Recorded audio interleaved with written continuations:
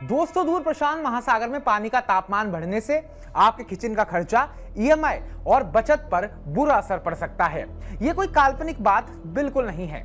अभी हाल ही में एक रिपोर्ट आई है जिसमें साफ साफ बताया गया है कि अल नीनो नाम की मौसम घटना आपके पैसे पर सीधा असर डाल सकती है।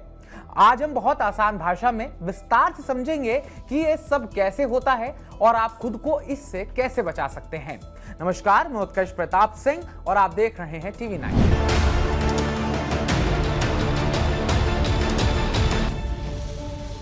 सबसे पहले बात करेंगे मौसम की इस घटना के बारे में। आखिर अल नीनो होता क्या है?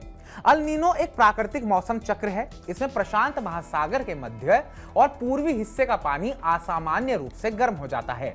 भारत में इससे मॉनसून कमजोर पड़ जाता है या बारिश अनियमित हो जाती है। भारत की अर्थव्यवस्था अभी भी खेती पर निर्भर करती है। अच्छी बारिश ना हुई तो सूखा पड़ जाता है, जिससे फसल प्रभावित होती है और फिर शुरू होता है पूरा सिलसिला जो एक आम आदमी की कमर तोड़ कर रख सकता है। एक अल नीनो इफेक्ट आपकी जेब पर कैसे मार कर सकता है? सबसे पहले खाने का खर्चा बढ़ जाएगा। बारिश कम हुई तो खेतों में पानी की कमी होगी। धान, गन्ना, दालें, सब्जियां, कई फसलें प्रभावित होंगी।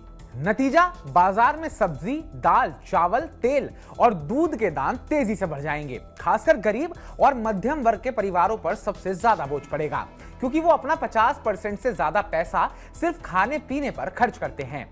दूसरा, पूरे देश में महंगाई बढ़ेगी। खाने की चीजें महंगी होने से कुल महंगाई यानी कि रिटेल इन्फ्लेशन बढ़ जाएगी।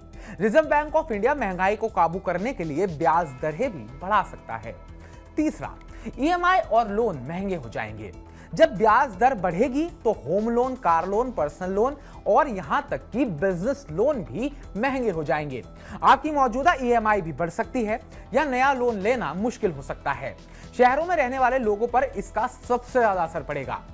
चौथा, गांव की अर्थव्यवस्था कमजोर होगी। किसानों की आय घट जाएगी। जब किसान के पास पैसा कम होगा तो वो नई गाड़ी, टीवी, फ्रिज या अन्य चीजें नहीं खरीद पाएगा। इससे कई कंपनियों की बिक्री प्रभावित होगी और नौकरियां भी खतरे में आ सकती हैं।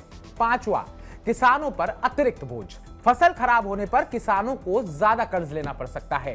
वो नॉन बैंकिंग संस्थानों या गोल्ड लोन की ओर रुख कर सकते हैं। इससे बैंकिंग सिस्टम पर भी बड़ा दबाव पड़ेगा। तो ये वो 5 इंपॉर्टेंट पॉइंट्स थे जो अगर अल नीनो आता है और भयंकर आता है तो ऐसे एक आम आदमी की फाइनेंशियल कंडीशंस पर असर डाल सकता है। अब इन सब को लेकर एक्सपर्ट्स क्या बोल रहे हैं? बैंक ऑफ बड़ौदा के मुख्य अर्थशास्त्री बताते हैं जुलाई अगस्त में अल नीनो का असर ज्यादा दिख सकता है। जिन इलाकों में सिंचाई कम है वहां फसलें ज्यादा प्रभावित होंगी। खासकर चावल और गन्ने जैसी फसलों पर नजर रखनी होगी। अब आप अपने परिवार को बचाने के लिए कौन से आसान उपाय कर सकते हैं? सबसे पहला, इमरजेंसी फंड बनाएं। कम से कम 6 महीने का खर्च अलग रखें। अचानक महंगाई बढ़े तो काम आएगा। बजट की समीक्षा करें।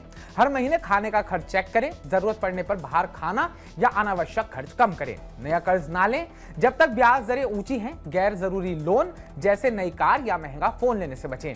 निवेश जारी रखें। एसआईपी में नियमित पैसा लगाते रहें। शॉर्ट टर्म से घबराकर लंबी अवधि के लक्ष्यों को ना छोड़ें। बचत के नए तरीके भी अपनाएं, जैसे छोटी छोटी बचत, जैसे बिजली बचाना, पानी का सही उपयोग आदि से भी आपको थोड़ी मदद मिलेगी। अंत में एक अच्छी बात भी है, अल नीनो का असर कुछ महीनों या 1-2 साल का होता है। ये परमानेंट नहीं है।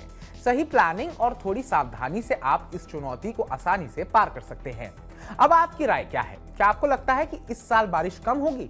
आपने अपने बजट में कोई बदलाव किया है? और अगर नहीं किया है तो इस रिपोर्ट के बाद आप क्या करने वाले हैं? कमेंट बॉक्स में कमेंट करके हमें जरूर बताइएगा। बाकी ताजा अपडेट्स पाने के लिए टीवी 9 को सब्सक्राइब कीजिएगा।